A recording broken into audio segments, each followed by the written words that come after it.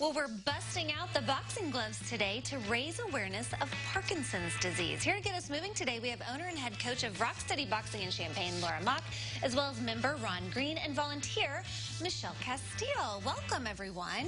Thank you for having us. All right, so April is Parkinson's Awareness Month, so what a great time to have you on here to talk a little bit about Rock Steady Boxing. Right.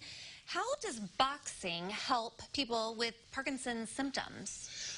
What it helps to do is to slow down the progression of symptoms. We're also working on some of the symptoms that they get with Parkinson's, such as rotations that we do in the boxing moves, the strength, the eye-hand coordination, all those things that boxing requires of you.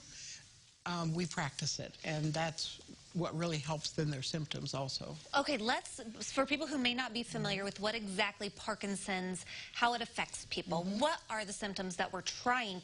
I know you mentioned, the movement here. Right. What are some of those other symptoms that they're dealing with? Some of them are slowness of movement. They begin to move a little slower.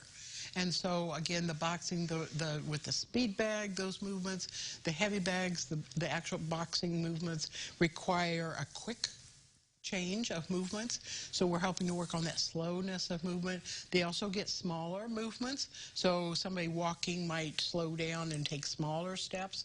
And so when we're boxing, we're taking a nice wide stance, and we're doing a lot of movement, changing their balance and changing the way they're moving their arms and legs. So it's kind of opening them up to bigger movements that they need for everyday life. Okay, well, I'm so glad that we have a volunteer here today to help us out. So Ron is actually a member at Rock Steady Boxing. Michelle, a volunteer. How about you show us, are you up for showing us some moves? Sure. Okay, so what do you want to start with? Okay, well, what Michelle has is these are called focus mitts. And so they allow you to practice some of the basic hits, but you don't have to have a heavy bag to do it. And then Ron has our regular boxing gloves on. And so we're just going to show you some of just the straight moves that we do. So why don't you just do cross moves, okay? Okay. All right? Jab. Yeah, jab, cross. Okay. Yeah, good. Okay, now cross, Ron. Cross, that's it. Cross, cross, cross. Cross, cross, cross. Nice, and you move around. I'm getting a little nervous for Michelle. He's really going at it. So as you can see, we can work on, so the coach can then also move toward the boxer and cause them to have to step back to keep the distance in their arms, turn circles. So the coach kind of controls what they want the person to do with their boxing. Wow. Okay. Nice. Well, not only does it look like it's probably a great workout and fun, he's ready for a little break. We'll give you a little workout for me too. Yes, we'll give you a little time out. That was beautiful. I'm sure the camaraderie amongst your group, that also has to be fun and uplifting for them as well. I think it is, because they're among other people that also have Parkinson's, so they're kind of with other people that understand. If they see, if somebody feels like they're walking slow or they're losing their balance a bit, they feel maybe less intimidated than go to a workout in a regular gym where there's a lot of younger people doing lots of stuff that they can't. And so by being in a gym where everybody has similar problems with movement and ability, then they're with others that feel that way. Yeah, Michelle, tell me a little bit about your role as a volunteer and how you kind of got connected with Rock Steady Boxing. So over a year ago, I was visiting with an uncle who has Parkinson's himself. And because of COVID, he hadn't been able to go to the gym.